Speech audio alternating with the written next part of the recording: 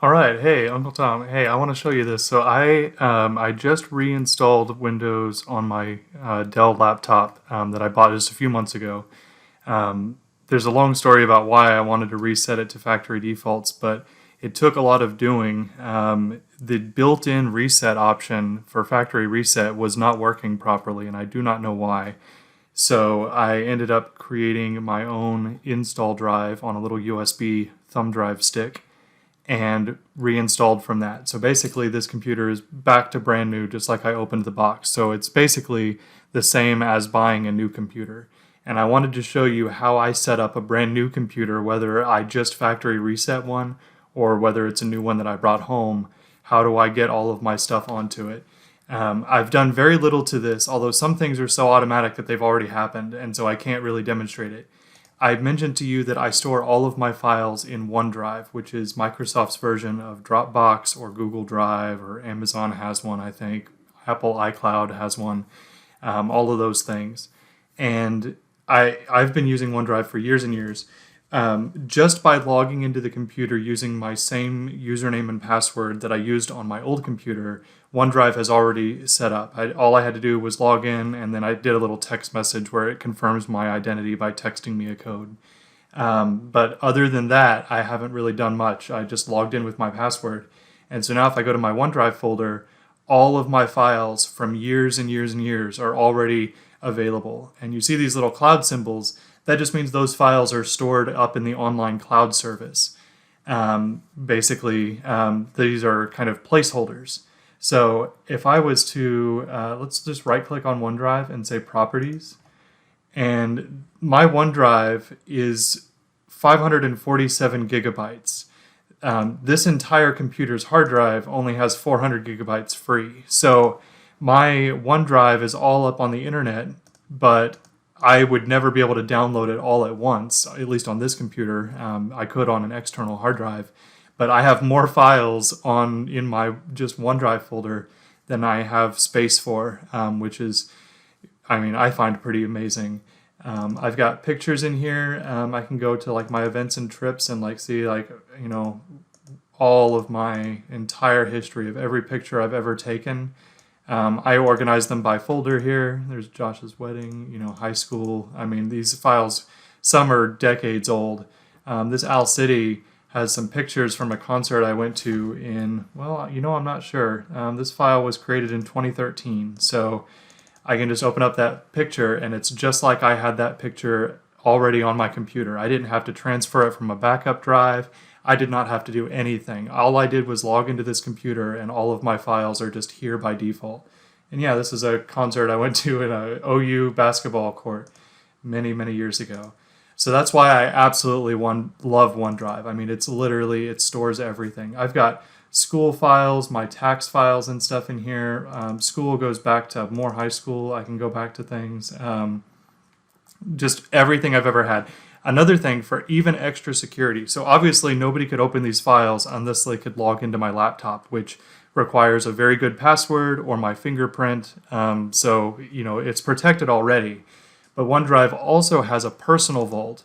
And if I hit this shortcut, I've never used this before since resetting, so I have to do a one-time setup where it basically verifies my identity. So I'm going to hit allow, confirm the security prompt, and it's going to set up some things for me. I don't know why they say step 1 of 14. That just makes it sound more complicated than it is. It's no steps that you're going through. It's just the steps that the system goes through to make that secure. And there's nothing that you have to do about, what step number am I on? So anyway, now that it's been set up, I can actually open up this personal vault. And so because I'm accessing sensitive info, it has to verify my identity. And so it does this by sending a little prompt to my phone. There's a lot of different ways you can authenticate, but that's how I do it. My phone prompts me to approve. And so now it has that extra security of, it has to be, physical possession of my phone to be able to unlock this. It goes through those steps and then it'll just open up that vault folder. And this is where I keep my sensitive documents like my health insurance card, my driver's license picture, my money files. So you mentioned using Quicken. You could store your Quicken files in here. I have backups and stuff in here from years and years ago. I've got financial documents and tax and student loans. I mean, that's what I keep in my vault. Now, if I leave this vault for 20 minutes, that will lock again, and the next time I need to use those files, it will re-prompt my phone, basically, to make sure that nobody could ever look at that unless they had my computer and my phone at the same time, which, if that happens, you can go and disable that on their website. That way, if your phone got stolen, you can remove it from being a key to the account. So anyway, love OneDrive. I keep everything in there, so now all of my files are already on my new computer, and I've only had it turned on for 5 minutes. So no files to transfer, no files to worry about. It's great. If there are files that you want to keep always on your local computer, you can right-click and say, always keep this on my device. Or this makes it really easy to share files. So if I was to go to this picture here, I could right-click it and say share, and either get a link and copy and paste that into a text message, or I could just put in somebody's name and like share it with my mom and say, hey mom, look at this picture, and share it. So super awesome. That's how I've used all of my files for years. So if I was to log into my other computers, I would see the exact same files. If I deleted this picture, it would delete from all the other computers too. So it's kept in perfect synchronous, and it is exactly what I recommend. And you don't have to use OneDrive. It's the one that I like because it's built into the system, but Dropbox and all of those other things would work identically. I mean, it would be almost exactly the same process. So I've got all of that on there. Now I log into my web browser, so I'm going to open this up, and it's already prompting me to sign in to sync my data. So since I'm already logged into my personal one, I'll show you my work one. So I'm going to log into my work account instead.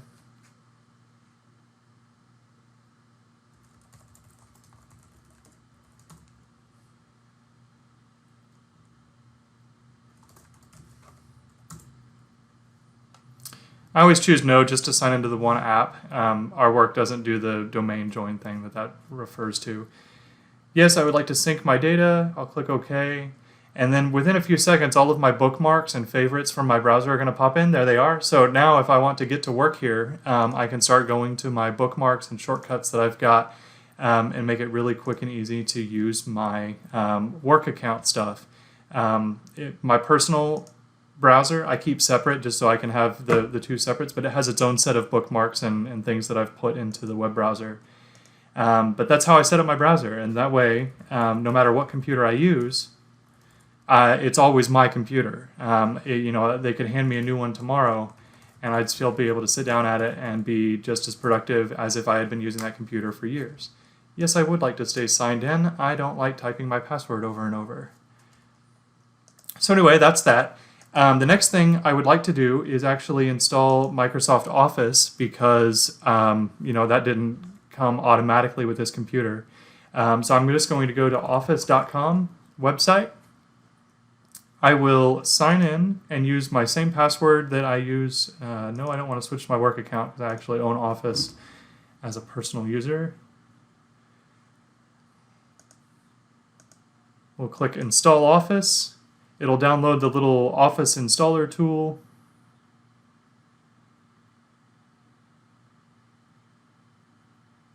Here's some old computers where I'd used Office, and some of these I don't own anymore. I gave that Yoga to Liam. That's going to be his first computer. So I'll remove that from the list. Precision is a computer that I sold to someone else a few months ago, so I'm going to sign that one out. This way I'm only counted for using Office on the computers that I truly own.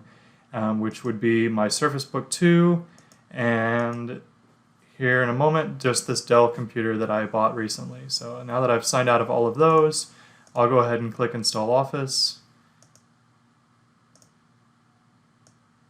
I would like the 64-bit version. You don't really have to worry about that. It's probably going to default to that, but I just wanted to make sure it truly was. Alright, so it prompts me for my credentials, and then basically it says it's getting things ready. So Office will be installed here in a few minutes. It only takes probably 3 to 5 minutes total. So, but I don't have to wait on that. Another thing that I'd like to do is install some of my other programs that I have. So I keep those in my OneDrive just so that I can install them anytime. So another of my, Office is installing, that's good. let's see, are there any programs in here that I would like to install? I actually keep the Microsoft Office installer files in here, just in case I can't get it from the website for some random reason. Snagit, I would like to install that. That's a screenshot editing program I use to capture things. I already came in here and installed the recording program that I'm speaking to you now on. So, you know, even that was immediately available just because I keep all of my stuff in OneDrive. While we wait on that, I'll just see if there's anything else in here that I want. I don't think so.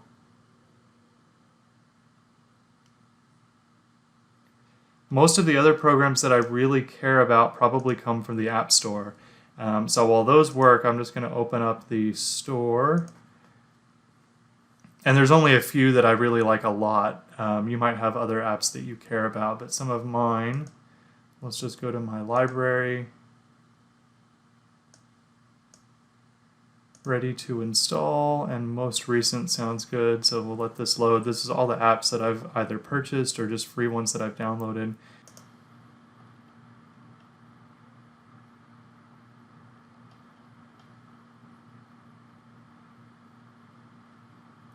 Alright, while those install, I'll go ahead and install this Snagit program.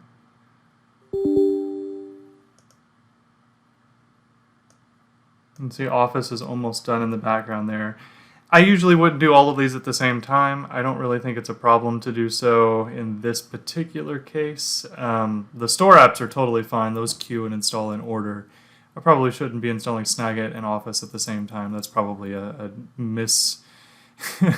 probably something that I would not recommend. But I doubt it'll cause a problem.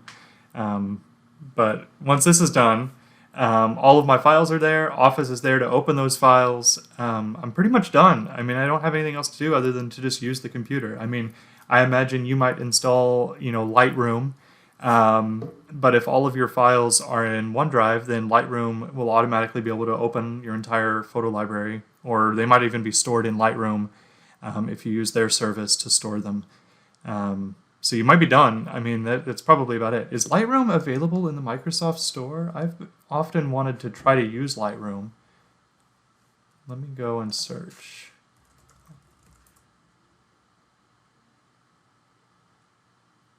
Adobe Lightroom is free. Awesome, yeah. I will definitely hit install on that and would love to try that out. You can tell my screen probably looks a little bit different than yours. You'll be using Windows 10.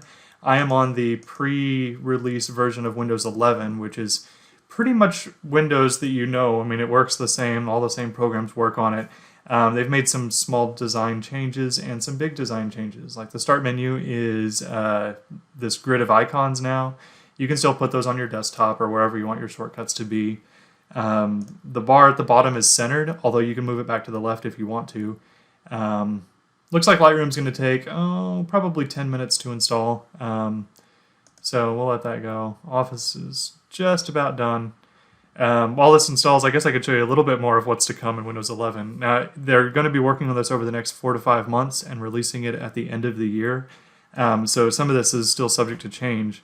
But some of the cool things about it that I like a lot is the new design. I do like the centered layout. I know that's such a small thing. Your notification center over here, if you click your time, you receive all of your notifications that your programs have sent you. Here's the one where it was setting up the OneDrive vault about 10 minutes ago.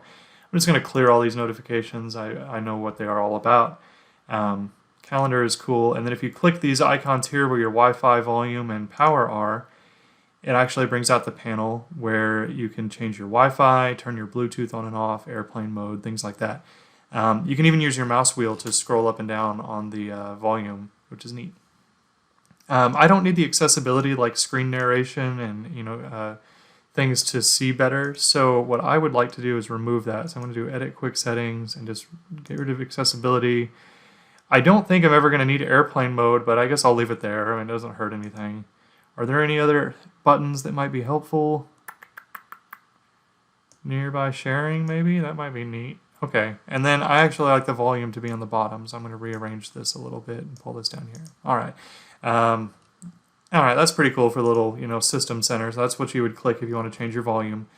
Is there anything else that I would change? I don't think so. Oh, Snagit's done installing. That's cool. Check out, yeah, Lightroom's still taking a bit to download. 7 megabits a second, so yeah, it'll take a minute. You can go get a cup of coffee or something. I guess I'll go ahead and sign in to Snagit so it knows that I have purchased it.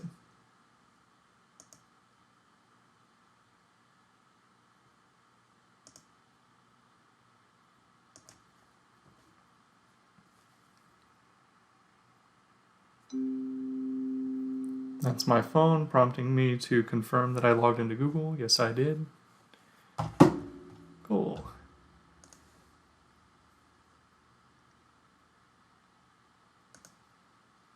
Office is done installing as well. Alright, I don't really want to set up Snagit very much. I'm going to use it to create technical guides, using it for myself.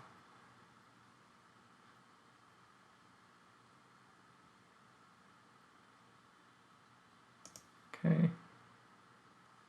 I won't use Snagit right now.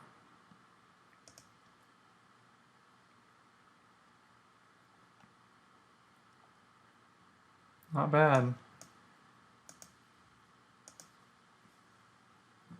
If I open an Office program like Excel here, I'm sure it's going to ask me to sign in. It might already be signed in. Let's see. Yes, I accept the license agreement. Oh, good, I'm signed in. I also like to use the pre-release version of Office because I want the new stuff 6 months before the public gets it, and while it still is kind of buggy and broken. I like the early access. So I'm going to set up for the beta and go ahead and install the new version of Office that they're working on in progress. I do the same thing on my phone. I'm using the Android 12 that the public won't even get until the end of the year also. So I just like to use the newest things available. While I wait, I'm going to customize this a little bit. I don't use Spotify, so I'm going to uninstall that. Netflix, I guess I'll keep. I don't really care. I don't use PixArt. I'm going to uninstall that. Twitter, I guess I'll go ahead and turn on my Twitter.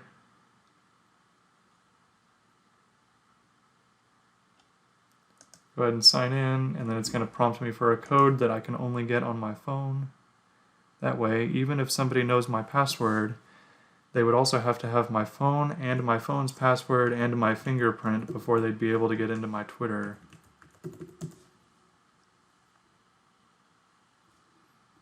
And there we go. Okay, so Twitter's set up. I don't really want to go through it right now. Let's see. Instagram, don't need. Photoshop Express, I might try that out sometime. Let's see, what else? I usually like Excel to be pinned down on my taskbar down here because I use it so much. Word, that's okay, I don't really need it. Don't need this in both places either, so we'll go and, oops, I meant to unpin that from start. Oh, that's weird. That's a bug. It only has an option to pin, not unpin. Definitely a bug. And what's cool about using the pre-release version of Windows is you can actually file bugs. And you can do this even if you're on the final version of Windows. So I can actually tell them about that. So unable to unpin Excel from start.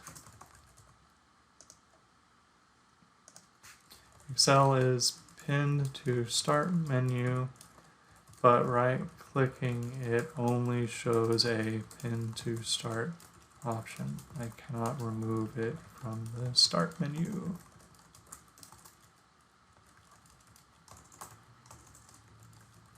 I am able to pin and unpin it from the taskbar, just not remove it from the start menu. Next. This is definitely a problem with the start menu. Next. No one else seems to be reporting that. Next. Important functionality is not working. And then let's show them the problem. So I'll do start recording. I will go to the start menu and try. I can pin to start, but that's all I can do. I can't remove it. Looks like PowerPoint and Word are in the same situation. but I was able to unpin other things. No, nothing. I can't unpin anything. Interesting. So we'll stop recording and then actually head back up here. Unable to unpin icons from start. Icons are pinned to the start menu, right-clicking.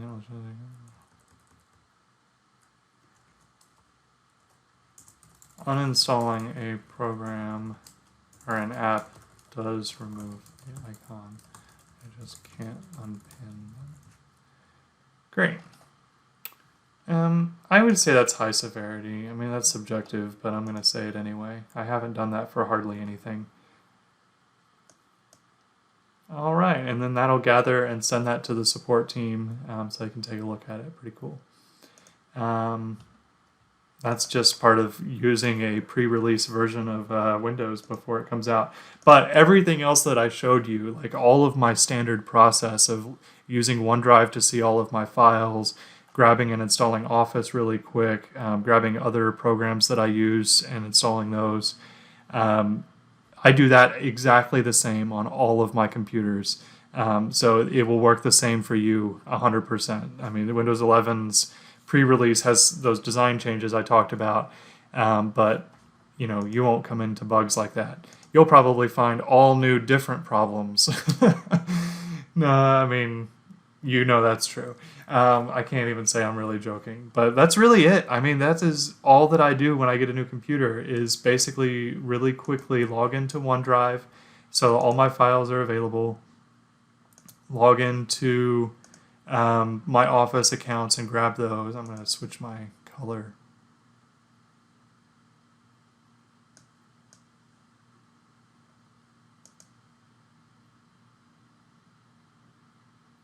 Yeah, I'll do that for a while.